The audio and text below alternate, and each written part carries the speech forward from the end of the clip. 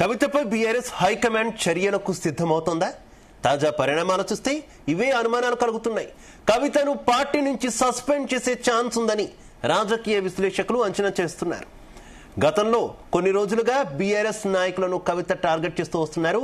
మొన్న జగదీష్ రెడ్డి, తాజాగా హరీష్ రావుపై కవిత కామెంట్స్ చేయడం కలకలం రేపింది.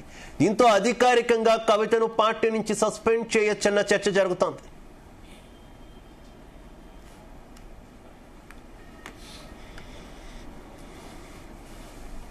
రైట్, కవితను పార్టీ నుంచి సస్పెండ్ చేసే యోచనలో బీఆర్ఎస్ నాయకత్వం ఉందన్నటువంటి విశ్లేషణలు కనిపిస్తున్నాయి. గత కొంతకాలంగా బీఆర్ఎస్ పార్టీ కీలక నాయకులను టార్గెట్ చేసుకున్నారు కవిత. గతంలో జగదీష్ రెడ్డిని ఆమె కామెంట్ చేయడం కొంత వివాదాస్పదమైంది. ఇప్పుడు ఏకంగా నేరుగా ట్రబుల్ షూటర్ గా పేరొందినటువంటి హరీష్ రావుని ఆమె టార్గెట్ చేశారు. ఇక కేసీఆర్ చుట్టూ ఉన్నటువంటి కీలక వ్యక్తులందరినీ కూడా కవిత టార్గెట్ చేస్తూ ఉండడం కొంత సంచలనం అవుతోంది. ఈ నేపథ్యంలోనే బీఆర్ఎస్ పార్టీ కొంత ఆలోచనలో పడినట్టు తెలుస్తోంది. ఇక ఇదే విషయానికి సంబంధించి మరింత సమాచారం మా బ్యూరో చీఫ్ నరేందర్ అందిస్తారు. నరేందర్. కేసీఆర్ పార్టీ అధ్యక్షుడిగా ఉన్నారు.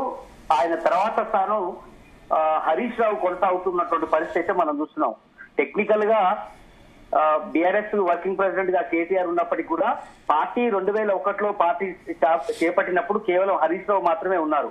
అంటే పార్టీలో చాలా కీలకమైనటువంటి స్థానంలో ఉన్నటువంటి హరీష్ రావునే టార్గెట్ చేసి కేసీఆర్ కూతురు ఈ రోజు కవిత సంచలన వ్యాఖ్యలు చేసినటువంటి పరిస్థితి కూడా మనం చూసాం. కేవలం హరీష్ రావే కాదు, హరీష్ రావుకు చాలా దగ్గరగా ఉన్నటువంటి వ్యక్తి, అదేవిధంగా కేసీఆర్ కుటుంబానికి చాలా దగ్గరైనటువంటి వ్యక్తి, ఈవెన్ కవిత కూడా చాలా దగ్గరగా అయినటువంటి వ్యక్తి సంతోష్ మీద కూడా అటాక్ చేసినటువంటి పరిస్థితి ఉంది. అంటే కుటుంబంలో కేసీఆర్ కుటుంబంలో ఉన్నటువంటి దగ్గర బంధువులు అయినటువంటి ఇద్దరిని కూడా ఒకేసారి అటాక్ చేసినటువంటి పరిస్థితి మనం చూసాం. ఇక్కడ ఇప్పటి వరకు కేటీఆర్ ని గాని, హరీష్ రావుని గాని, సంతోష్ ని గాని చిట్చాట్ రూపంలో మాత్రమే ఆమె చాలా సార్లు ఆరోపణ చేసినట్టుగా మనం విన్నాం. కానీ ఈ రోజు అఫీషియల్ గా ఆన్ రికార్డ్ లో హరీష్ రావుని ఒక పార్టీలో చాలా కీలకమైనటువంటి పర్సన్ మీద ఆమె అటాక్ చేసింది అంటే ఇక చర్యలు తప్పవు అనేటువంటి ఇండికేషన్ పార్టీలో వినపడుతున్నటువంటి మాట మనం చూస్తున్నాం. ఎందుకంటే కేటీఆర్ కూడా చాలా అంటే చాలా ఎక్కువ విలువిస్తాడు హరీష్ రావుని. ఈవెన్ కేసీఆర్ కూడా అల్లుడితో ఎప్పుడు కూడా చూసుకోలేదు, అల్లుడు లాగా ఎప్పుడు చూసుకోలేదు, సొంత కొడుకు లాగానే హరీష్ రావుని చూస్తున్నాడు. పార్టీ చాలా వెన్నుదన్నుగా ఉన్నాడు, ట్రబుల్ షూటర్ గా పేరుంది, ఎన్నో ఎన్నికల్ని ఒంటి చేత్తో గెలిపించినటువంటి పరిస్థితి హరీష్ రావుది. అలాంటి వ్యక్తి మీద కేసీఆర్ కూతురు ఎమ్మెల్సీ కవిత అటాక్ చేయడం అనేది ఇప్పుడు పార్టీలో సంచలనంగా మారింది. ఇటీవల కాలంలో సరిగ్గా 15 రోజులు నెల క్రితము పార్టీలో కీలక నేతగా ఉన్నటువంటి మాజీ మంత్రి జగదీష్ రెడ్డి మీద కూడా మాటల తూటాలు పేల్చింది. ఇల్లి పుట్టర్ అన్నది, దాని తర్వాత ఆయన వల్ల పార్టీకి నష్టం జరుగుతుందన్నది, నల్లగొండలో ఆయన వల్లనే పార్టీ మొత్తం నాశనం అయిపోయిందని చెప్పింది. కానీ ఇప్పుడు ఏకంగా కుంభసారాన్ని ఏకంగా హరీష్ రావు మీద అటాక్ చేయడం అనేది ఈ రోజు పార్టీలో అందరూ చెవులు కొనుక్కోవాల్సిన పరిస్థితి వచ్చింది. ప్రతి ఒక్కరు కూడా అనుకుంటున్నారు ఇక వేటు తప్పదు, ఇక కవిత ఖచ్చితంగా ఆమెకు వేటు ఉండబోతుంది అనే చర్చ అయితే పార్టీలో ఉండబోతుంది. బట్ ఆమె కూడా నిజంగానే అదే కోరుకుంటుందా అనే చర్చ కూడా ఇప్పుడు ఎక్స్పర్ట్స్ లో కూడా ఇదే మాట కూడా వినపడుతోంది. ఇక ఇమ్మడలేను, ఖచ్చితంగా నేను సొంత దుకాణం పెట్టుకోవాల్సిన పరిస్థితి ఏర్పడుతోంది. సొంత పార్టీ పెట్టడానికి అనువుగా ఉండేందుకే హరీష్ రావు లాంటి వ్యక్తినో లేదంటే కేటీఆర్ లాంటి వ్యక్తినో నేరుగా తిడితేనే సస్పెండ్ చేసే అవకాశం ఉంటుందని తెలిసే ఆమె మాట్లాడిందా అనేటువంటి చర్చ కూడా పార్టీ వర్గాల్లో కొంతమంది మనకు చెప్తున్నటువంటి మాట అయితే వింటున్నాం. ఎందుకంటే ఇక్కడ ప్రధానంగా సాదాసీద మాటలు కాదు, హరీష్ రావు, సంతోష్ రావు వెనక రేవంత్ రెడ్డి ఉన్నారు. అంతేకాదు ఇక్కడ పార్టీ పరంగా కూడా పార్టీ తొక్కల పార్టీ అని కూడా అన్నటువంటి పరిస్థితి. అంటే పార్టీని దూషించింది, ఒక పార్టీలో ఒక కీలకమైనటువంటి నేతను దూషించింది.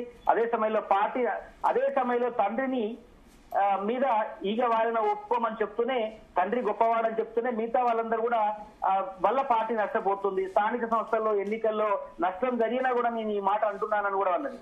కనుక నేను కేసీఆర్ బ్లడ్ ని నేను అవసరమైతే ఇండిపెండెంట్ గా ఉంటాను అని అంటే ఇండిపెండెంట్ గా నేను భవిష్యత్తులో పోటీ చేస్తాను, సొంతంగానే పార్టీని నడపగల శక్తి నాకుంది అన్నటువంటి ఇండికేషన్ ని పార్టీ క్యాడర్ లో గానీ పార్టీ అయితే ఇప్పటి వరకు కొంత సంయమనం పాటించింది. జరిగింది. పార్టీ కింది స్థాయి కేడర్ నుంచి పై స్థాయి నేతలు ఎవరు కూడా నేరుగా కావచ్చు, ఇండైరెక్ట్ గా కావచ్చు కూడా ఎక్కువగా రెస్పాండ్ అవ్వడానికి కూడా ఇష్టపడినటువంటి సిచ్యువేషన్ మనం చూసాం.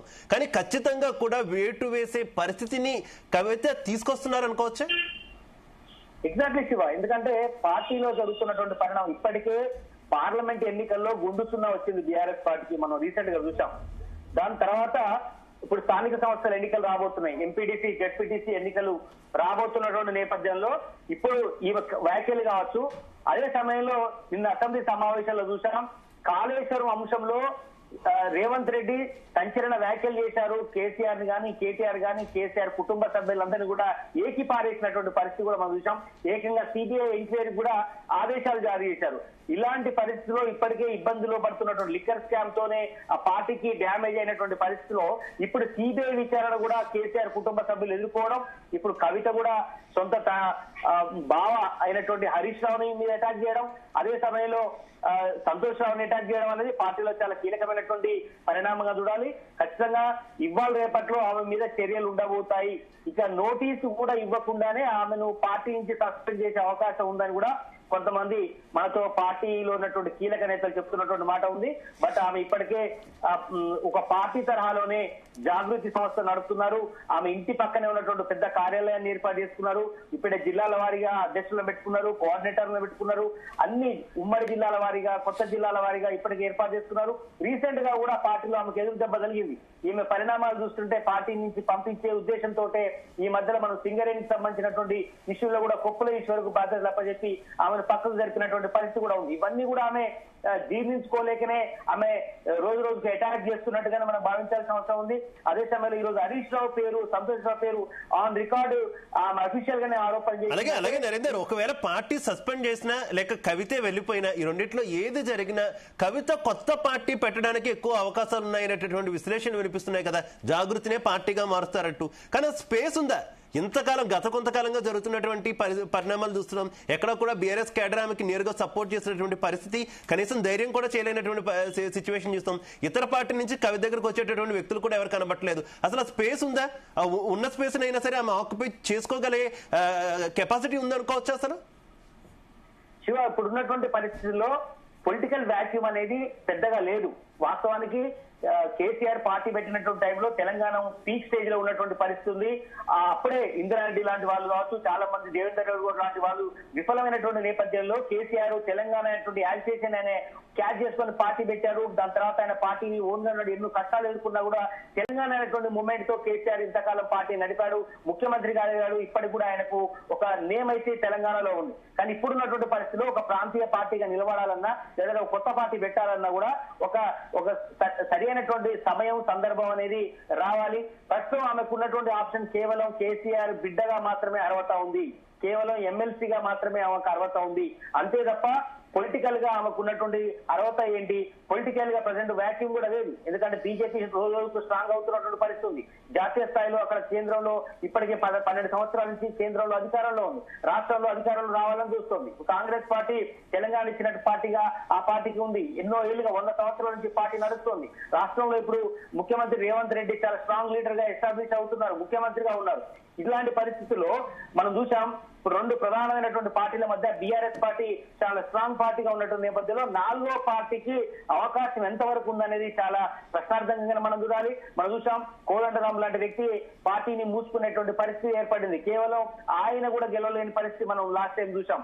అంతకంటే ముందు కొంతమంది పార్టీలు పెట్టారు, అయినా కూడా ఎవరు కూడా గెలవలేని పరిస్థితి. అంతెందుకు లెఫ్ట్ పార్టీలుగా చెప్పేటువంటి 10 సంవత్సరాలటువంటి ఉన్నటువంటి సిపిఐ అటువంటి పార్టీలు కూడా సొంతంగా గెలవలేని పరిస్థితి రాష్ట్రంలో నెలకొంది. కేవలం ఒక్క సిపిఐ నుంచి మాత్రమే ఒక్కరు గెలవగలరు మద్దతుతో.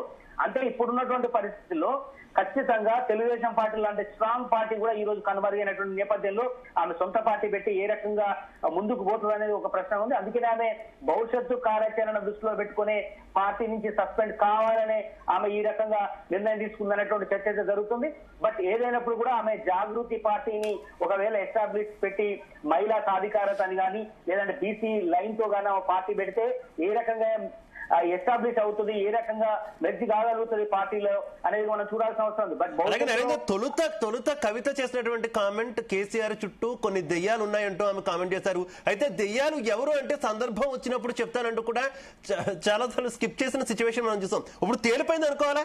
కేటీఆర్ తో కలిపి హరీష్ రావు, అలాగే సంతోష్ రావు, జగదీష్ రెడ్డి వీరినే దెయ్యాల కింద ఆమె చూపించే ప్రయత్నం చేస్తున్నారు అనుకోవాలా? ఖచ్చితంగా శివ, ఎందుకంటే ఇప్పుడు మనకు చాలా క్లియర్ కట్ గా అర్థమైంది. లిల్లీపుట్ అని జగదీష్ రెడ్డి అని, నల్లగొండ మొత్తం నాశనం కావడానికి అని జగదీష్ రెడ్డిని ఒక రకంగా అటాక్ చేసింది. ఈ రోజు కాళేశ్వరం అవినీతి మరకంటడానికి కారణం హరీష్ రావు లాంటి వ్యక్తి అని చెప్పి సంతోష్ రావు మొత్తం కోటని మొత్తం ఒక దగ్గర పెట్టుకుని ఎవరిని కూడా పార్టీ క్యాడర్ ని కేసీఆర్ గెలవనీయకుండా చేస్తున్న సొంతంగా నాలాంటి వ్యక్తులకే అవమానం జరుగుతుంది. కేసీఆర్ ఫామ్ హౌస్ రానివ్వకుండా సంతోష్ రావు అడ్డుపడుతున్నాడని గతంలో చిట్చాట్ లో చెప్పడం కానీ, ఇట్లా చాలా మంది పార్టీలో ఉన్నటువంటి కీలక నేతలు 2001 నుంచి పార్టీలో ఉన్నటువంటి చాలా మందికి కీలక నేతల మీద ఆమె ఒక్కొక్కరి మీద అటాక్ చేసుకుంటూ వస్తున్నటువంటి నేపథ్యంలో ఖచ్చితంగా ఆమె భవిష్యత్తులో ఆ పార్టీ పెట్టే ఉద్దేశంతోనే ఇవన్నీ చేసుకుంటూ వెళ్తున్నారనేటువంటి చర్చ జరుగుతుంది. బట్ అందుకనే కేటీఆర్ ను అఫీషియల్ బైట్ లో మాత్రమే కేటీఆర్ అనలేదు తప్ప ఇప్పుడు పార్టీలో ఉన్నటువంటి కీలక నేతలు అందరూ కూడా అనేసింది. సొంత అన్న కూడా మొన్న రాఖీ కట్టలేదు. చూసాం మనం, రాఖీ సందర్భంగా ఆయన ఢిల్లీకి వెళ్ళినటువంటి పరిస్థితి, ఆమె హైదరాబాద్ లో ఉన్నటువంటి పరిస్థితి. బట్ ఇట్లా గతంలో లిక్కర్ స్కామ్ లో ఆమె అక్కడ ఉంది, ఆయన హైదరాబాద్ లో ఉన్నారు. మొత్తానికి ఇటు అన్న చెల్లెల మధ్యలో బాండేజీ తగ్గిపోతున్నటువంటి పరిస్థితి, కుటుంబంలో ఉన్న దగ్గరగా ఉన్నటువంటి హరీష్ రావుని దూరం అవుతున్నటువంటి పరిస్థితి, సొంత తల్లి తండ్రిని మాత్రమే ప్రేమిస్తుంది కవిత తప్ప ఎవరిని కూడా పార్టీలో కుటుంబ సభ్యులు ఎవరిని కూడా ఆమె ఒక మైత్రి అనుక్రమం లేదా ప్రేమ అనుక్రమం ఇవన్నీ కూడా దూరం అవుతున్నటువంటి పరిస్థితి అయితే తగ్గిపోతున్నటువంటి పరిస్థితి అయితే ఉంది. కేవలం కేసీఆర్, ఎందుకంటే ఆమె కేసీఆర్ ఫోటో పెట్టుకుని రాజకీయాల్లో పోయే అవకాశం ఉంది. అందుకనే కేసీఆర్ తో మాత్రమే ఆమె మెచ్చుకుంటున్నటువంటి పరిస్థితి. కేసీఆర్ నాకు గాడ్ అని చెప్తుంది. కేసీఆర్ లేని పార్టీ లేదు, భవిష్యత్తులో పార్టీ ముందుకెళ్లాలంటే వీళ్ళందరూ కూడా చీటపురుగులు వెళ్ళిపోవాలని చెప్తోంది. కనుక కేసీఆర్ ఒక్కరిని మాత్రమే మెచ్చుకుంటుంది, మిగతా వాళ్ళందరినీ కూడా దయ్యాలనేటువంటి పరిస్థితి ఉన్న నేపథ్యంలో పార్టీని ఒకవేళ ఎస్టాబ్లిష్ చేస్తే ఏ రకంగా ముందుకెళ్తుంది అనేది చూడాల్సిన అవసరం ఉంది. బట్ ఆమె అయితే చాలా బడిబడిగా అడుగులేస్తుంది బీసీ మూవ్మెంట్ తో.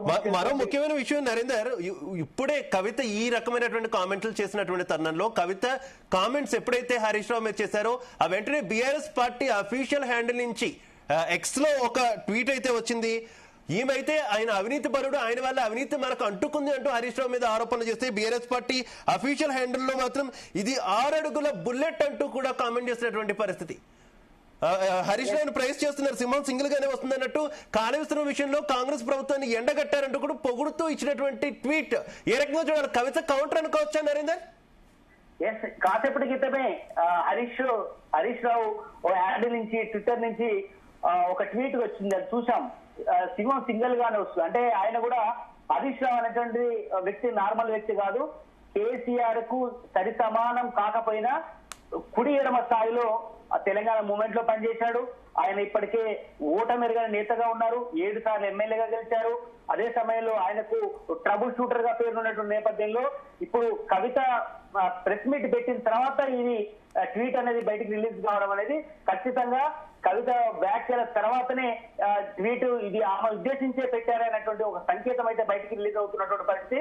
కనుక 6 అడుగుల బుల్లెట్ అని చెప్పినా, సింహం సింగిల్ గా వస్తుందని చెప్పినా ఇవన్నీ కూడా ఖచ్చితంగా కవితను ఉద్దేశించే ఈ ట్వీట్ బయటకు రిలీజ్ అయిందన్నట్టుగా మనం అర్థం చేసుకోవాల్సిన అవసరం ఉంది. ప్రజెంట్ ఒక లేటెస్ట్ ఇన్ఫర్మేషన్ ఏంటంటే ప్రజెంట్ హరీష్ రావు హైదరాబాద్ లో లేడు, ప్రజెంట్ ఆయన యూకేకి వెళ్లారు.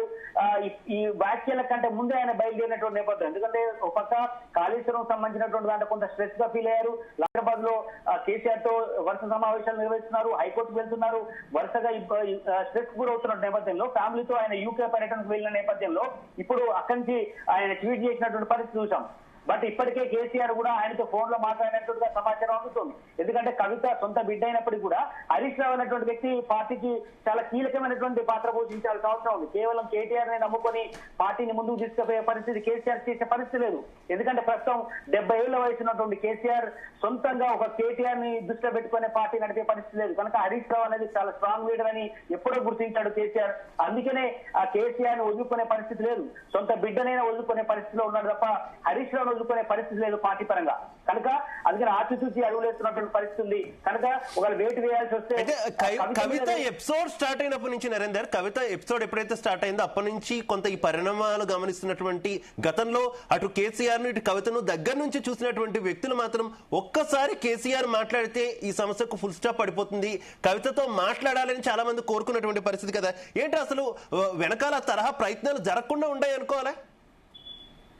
వాస్తవానికి శివ, ఎందుకంటే మాజీ రాజ్యసభ సభ్యుడు ఒకతను, పార్టీలో ఉన్నటువంటి కీలక నేత మరొకతను కవిత ఇంటికి స్వయంగా వచ్చి రాయబారం కూడా చేశారు. నేను మీ తండ్రిని కల్పిస్తాను, మీ ఇద్దరి మధ్యలో ఉన్నటువంటి ఇష్యూని, మీ అన్నదమ్ముల మధ్యలో ఉన్నటువంటి ఇష్యూని నేను తెగ్గొడతానని కూడా ఒకరిద్దరు రాయబారం వచ్చారు.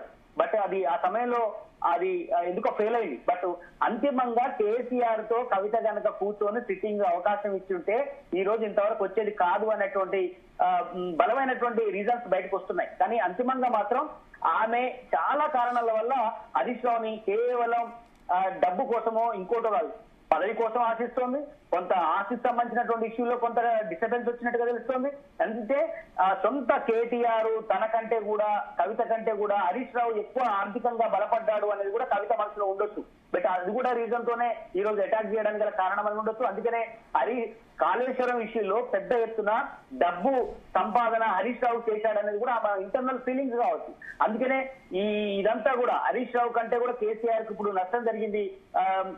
ముఖ్యంగా హరీష్ రావు కంటే కూడా కేసీఆర్ కు పొలిటికల్ గా డ్యామేజ్ జరిగింది, తన తండ్రికి డ్యామేజ్ జరిగింది. ఇదంతా జరగడానికి కారణం హరీష్ రావు అయితే కేసీఆర్ ఈ రోజు పాపం మూటగట్టాల్సిన పరిస్థితి ఏర్పడింది. ప్రజల మధ్యలో ప్రతిపక్షంగా ఇబ్బంది పడాల్సిన పరిస్థితి వస్తుందని కూడా కవిత చెప్తున్నటువంటి మాట కూడా మనకు ఆ మాటల్లో అర్థమవుతుంది. కానీ అంతిమంగా మాత్రం ఇద్దరి మధ్యలో ఇదంతా ఇష్యూ కాకుండా ఉండాలంటే మొదట్లో కనుక కీలకమైనటువంటి ఒక పదవి ఇస్తానని కేసీఆర్ కనుక హామీ ఇచ్చుంటే ఇంతవరకు వచ్చేది కాదేమో అని అనుకుంటుంది. అదే సమయంలో ఆస్తికి సంబంధించినటువంటి ఇష్యూలు కూడా కొంత ఉన్నాయని మనకు ఇంటర్నల్ గా కాకుండా, బట్ ఆమెకు ఇవ్వాల్సినటువంటి వాటా కావచ్చు, పొలిటికల్ గా రావాల్సినటువంటి వాటా కావచ్చు, ఇవన్నీ కూడా ఆమెకు దక్కకపోవడం వల్లనే కొంత ఆమె స్ట్రెస్ ఫీల్ అంటే కొంత ఇబ్బందికి ఫీల్ అవుతున్న నేపథ్యంలోనే ఇదంతా బయటకు వస్తున్నట్టుగా తెలుస్తుంది. అందుకనే మనం లేఖలు రిలీజ్ కావడం కానీ, దయ్యాలని ఆమె చెప్పడం కానీ, కేసీఆర్ ని మెచ్చుకోవడం కానీ, పార్టీలో ఉన్నటువంటి కొంతమందిని ఆమె దుష్మన్ గా చిత్రీకరించే ప్రయత్నం కానీ ఇవన్నీ మనం చూసుకుంటూ వస్తున్నాం 2-3 నెలల నుంచి. అందుకనే ఆమె పార్టీని పెట్టే ఉద్దేశంతో ఇవన్నీ చేస్తూ వస్తున్నట్టుగా కారణాలు ఏమైనప్పటికీ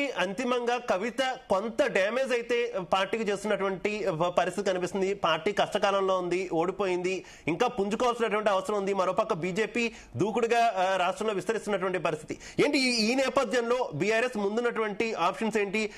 ఈ డ్యామేజ్ ఏ రకంగా డ్యామేజ్ కంట్రోల్ చేసుకునేటటువంటి అవకాశం ఉంది బీఆర్ఎస్?